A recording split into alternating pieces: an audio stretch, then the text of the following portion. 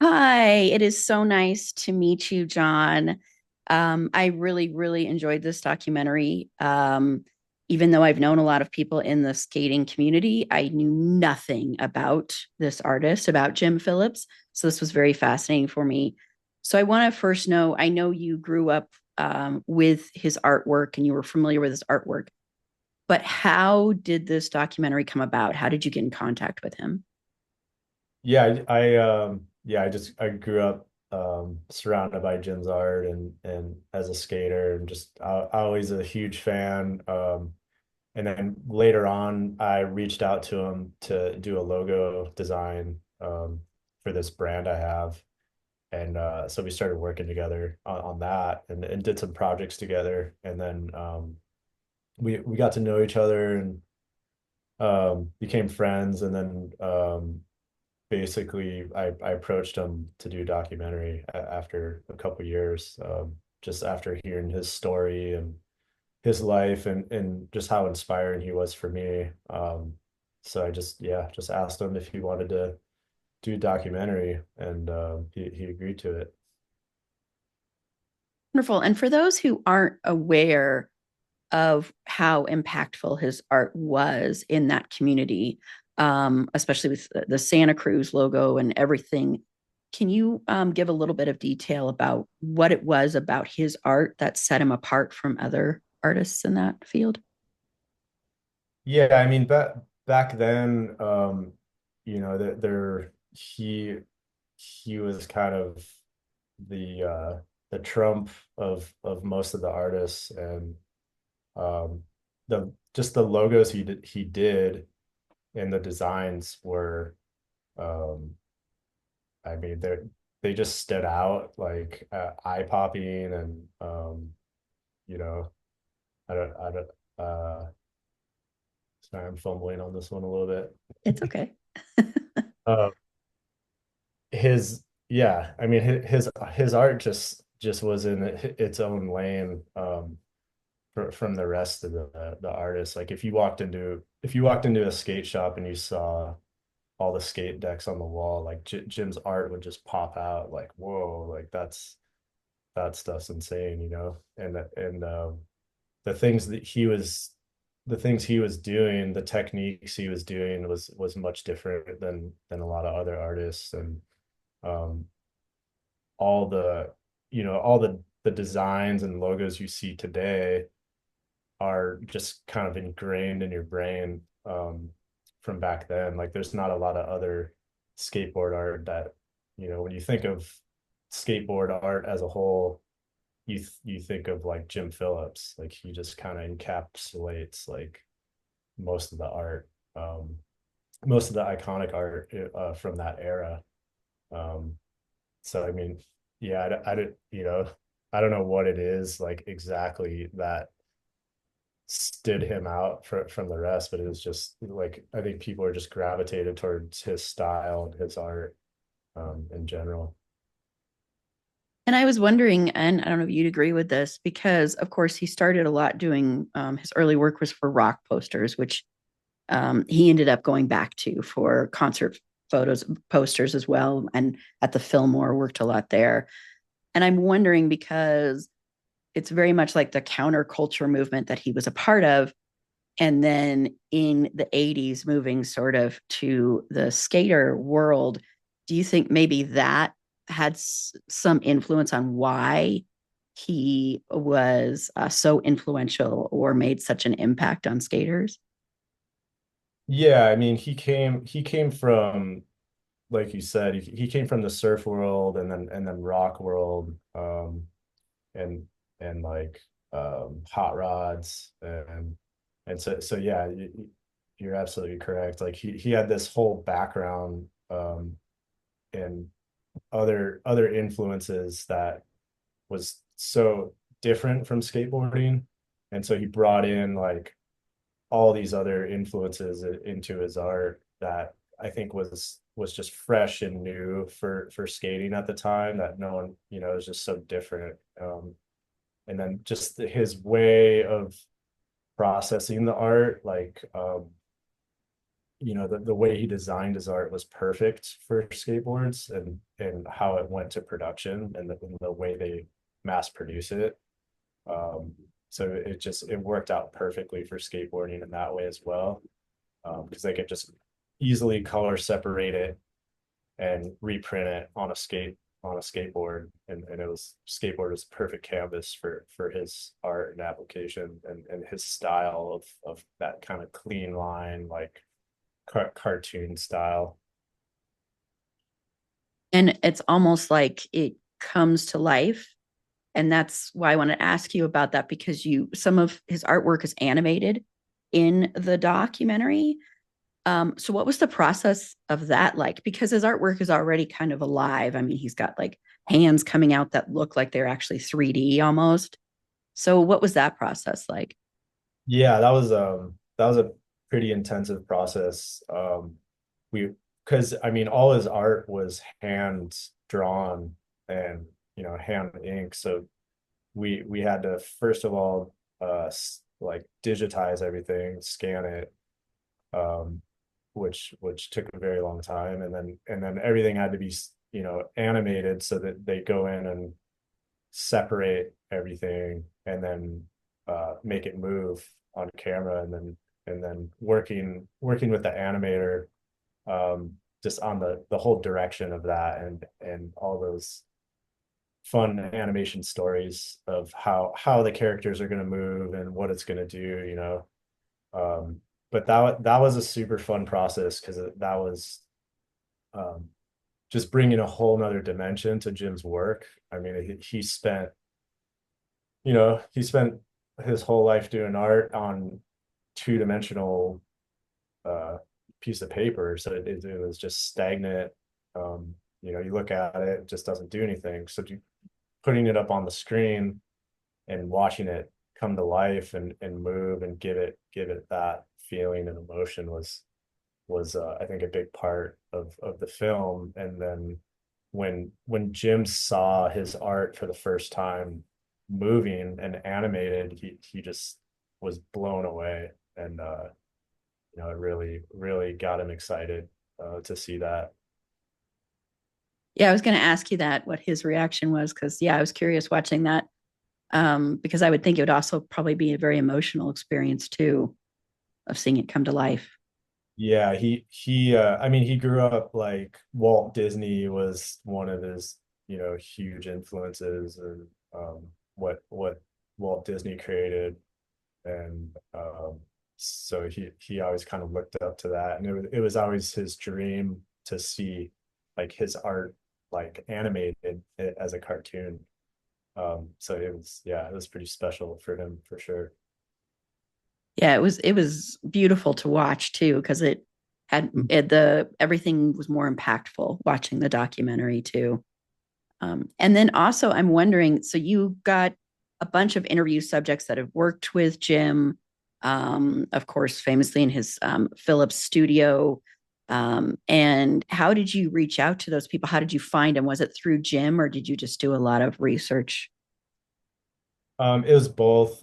Jim helped out line up a lot of the interviews, because they were, close family and friends, and then people he worked with. But there was a bunch that we reached out on our own. I mean, the skateboard community is pretty small, so it's pretty easy to get in touch with skateboarders. So um, yeah, just somebody knows somebody who knows somebody. Um, so it wasn't too challenging in that sense. And they all seem to have such a love for Jim too, that it seemed like it was also kind of a love letter to him too, like giving back to him in a way is how it came across. Yeah, definitely. I mean, he's had such a huge impact on the skateboard community and rock posters, and um so everyone was just, like, honored to give a interview, and say what they have to say about Jim, and how Jim inspired them, or just tell their story, how it was to work with Jim, and Yeah, it's really cool. Jim's, you could see like, because I did all the interviews and asked all the questions, so it was like really fun to see how much impact you know each person had Jim had on their lives, and listen to their stories. Yeah, and it seemed like art in general, especially for comic art and which isn't taken as seriously, which is mentioned in there by the, regular, quote unquote, regular art world. And it seemed to me, especially when you're in the 2006, when in the 2016 part, when they're doing the 30-year anniversary of the Screaming Hand, and then doing the world tour, which was just incredible. Um, do you think he brought more respect to that art across in the art world, or do you think that's still a struggle for people who do that artwork to find respect? I think he definitely brought more respect to it. I mean, he definitely brought more awareness to it. Um, but yeah, that was kind of always the Jim's struggle was, um, that just kind of like he was like a cartoonist, and people didn't really think his art had value, and that was back in the 60s, 70s, and he's just kind of kept pushing it and pushing it and kept going with it, because that's what he loved doing, and finally he found all these avenues to unleash his art through skateboarding and rock posters and surfing and everything, and so I think through the test of time, he's proven that it does have value, and there is a large appreciation for it, and a lot of people that respect it, and it is more than just like pop art that's just like quickly done and thrown out there. I think his technique is more refined than that. Kind of falls into a more fine art category. Mm-hmm. Yeah, and it also like you have a clip of him speaking and talking about how art can break boundaries and how he has that where he runs into this guy who happens to have the Screaming Hand on, and they bond over that because the guy's like, "Oh, you created this," and gives him a hug, and it's like this big guy. And I think that's true. I think that's what people miss about art sometimes. And so I'm wondering, as much as you feel like saying, for you, did his art help break any boundaries for you as well?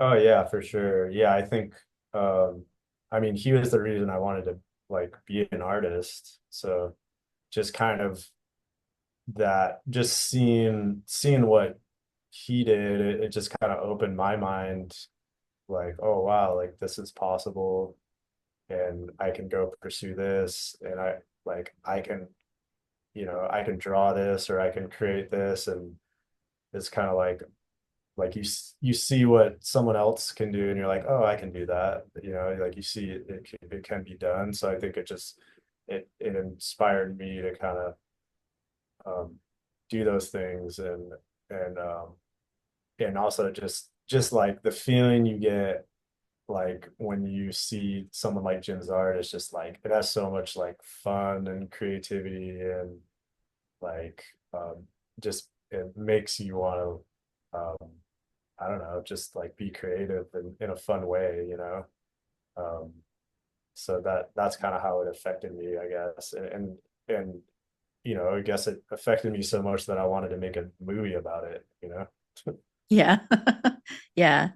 And also, it seems to me, and it's fitting because, of course, he's done a lot of artwork for musicians. And that artwork, it's like watching a song. I don't know if you agree, but it's like looking at a song that's come to life. And I think that can be the same for the artwork that he did for skaters as well. And so, doing this, since you were in this skater community, were you as familiar with his work doing the poster work for art for bands, or was that something new that you kind of discovered through doing this?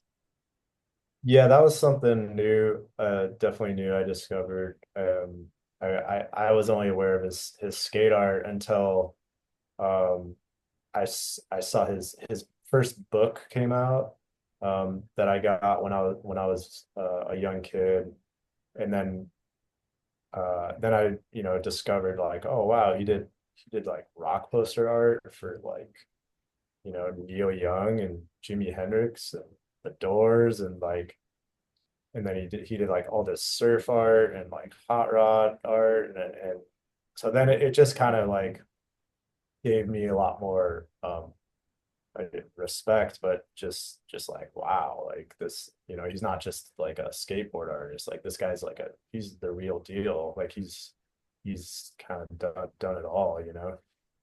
Um, yeah, he's very experienced in many different areas. Yeah, yeah, his work is really incredible. And like I said, it really, for some reason to me, it strikes me that it's like almost like watching a song, like the artistic version of a song, kind of. So Yeah, yeah, that's a good way to put it. yeah. And so speaking of that, there's a lot of great music in this documentary. And how did you go about selecting that? Was that a hard process, like getting the rights to some of it? And Yeah. Yeah, the music it was fun because I mean the movie carries you through kind of each decade of time, like 50s, 60s, 70s, 80s, 90s. So it was fun to like choose the songs that, were fitting for that time, and kind of give you that experience when you watch it, like you're there. Um but yeah, the process was it was challenging because we were working under a certain budget, and then um but it also, I mean, it also went together pretty smooth, I guess, considering like we got a Neil Young song in there at the yeah. end, which was really special. So we Neil Young's in the movie, and then he at the same time the movie got completed, he put out his first album from the Ducks, which he created in 1975. Mhm. So he was been sitting on this album um, for that long, and then so once the album released, we were able to license one of the tracks, and that song's in the credit section. So it's that's pretty special and fitting for that moment. So yeah, the music Yeah. was fun. It was we did run into a couple challenges with some people, just you know they want there was some songs they wanted it cut a certain way. They didn't like how we cut it or whatever. They wanted to have like the full song in there, so Oh, we had we had to make some adjustments. But I guess that goes with anything you're working on, you know. yeah. Yeah. I would think the music can sometimes, because I know some movies you can't replay because of the music and all those rights and stuff. So, but I loved the music in this. I thought it really, really helped a lot too. It added so much to the documentary. And I'm wondering, there's a point when Jim is asked if he's getting royalties, and that kind of leads to him splitting from the company, from NHS and from Santa Cruz. And do you think him kind of, because later when he comes back, they do a whole, they retool everything, and so it's better for him, so he gets more rights to his work. Do you think him standing up for himself, or do you think that might have helped artists in the future or changed anything like that, or was it just a standalone thing? Sorry, my internet connection is Oh, that's okay. acting up. Um, Sorry, can you repeat that last Sure. question? Yeah, of course. So I know Jim, he found out he wasn't getting royalties, and he was asked about royalties. And that kind of led to a brief split, or not a brief, but a split with NHS and with with Santa Cruz. And then when he came back, he got more rights to his work. Do you think him standing up for wanting to get more royalties or more credit. Do you think that influenced other artists at all or had any impact on the industry? Yeah, definitely. Yeah, for sure. I think back in those times, like getting royalties wasn't really a thing. So it was pretty new, way to do business, I think, with artists. I don't, most artists, it was like you paid for the thing you created and that was it. And I think after Jim and NHS worked together for so long, and there was like this value that was created for Jim's art, and it was getting out there so much, and I just, they had to rework their agreement, so it was a battle um at first, and they didn't see eye to eye on it. They eventually came back around and worked it out, which was amazing. Um, but yeah, I think a lot of people, it's like a business lesson, like for a lot of people who are artists as well, is how to manage your value as an artist, and like going into those agreements ahead of time, and kind of negotiating, like, yeah, look, you can do a royalty agreement, like if this thing blows up and has a high demand and sells a lot, then like a royalty agreement is probably a pretty smart thing to put in place. um Yeah. but yeah, I mean, that they were kind of paving the path there, so it wasn't really like a common thing back then. So I think, that was kind of a big moment, for artists, and for Jim to kind of stand up and kind of demand like his value there, and for NHS to come back and say like, yeah, you're right, you deserve this, and then they, made it work. Yeah. Yeah. And I was happy to see that it wasn't something where it ended up like, he wasn't able to reconnect with them and he did his art later and reconnected. I liked that part of it too. That was a great story there. And I'm wondering, was there anything about this process that surprised you when it came to Jim? Like anything you learned about him that really surprised you?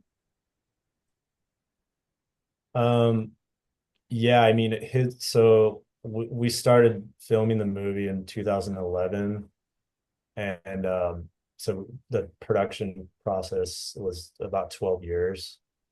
So I spent a lot of time with Jim um, during those 12 years, and after, and he found out he had cancer right in the beginning when we started working on the movie, and they gave him 6 years to live, and he surpassed that Yeah. by a long shot. And now he's completely cancer free, which is like mind blowing, for his situation. So like that was super surprising, and just seeing how he dealt with that, and how positive he remained, and just like, um yeah, just the way most people would deal with that sort of situation. And it's a very relatable situation that unfortunately that a lot of people are too close with, but just to be kind of a firsthand witness of how Jim handled that was incredible, and to see him to beat that and come out on top was amazing. Yeah, it's really, really incredible. And I'm so glad that he's cancer free because yeah, it's amazing. Especially when he was given like, wasn't he first? He was given like, what was it like 6 months at first too? Wasn't it something like that? Yeah, I mean, he was, they, yeah, at first, like, they weren't really sure. because it was pretty aggressive. And then um, they finally got him on some stable some stable medication where, they're like, well, but you got pretty much, so you have 6 years is kind of was kind of their estimate based on, what the norm, I guess. Um, but he just kept going, and that didn't mean anything to him, So he was whatever mindset he had there is pretty amazing, and I think a lot of people can learn from that. Yeah. Just kind of keep going, and I think having, something like his art to focus on um is a big part of it, where he can just kind of tune out and just kind of just focus on that thing that makes him happy, and keep him focused, and not sitting there focusing on the other stuff. So I think that was a huge part of it as well. Mm-hmm. Yeah. And then lastly, I just want to know, what did you learn about yourself as an artist through making this project? um just to keep going. I mean, nothing. Yeah, I guess I learned, like, I was along for the ride on this.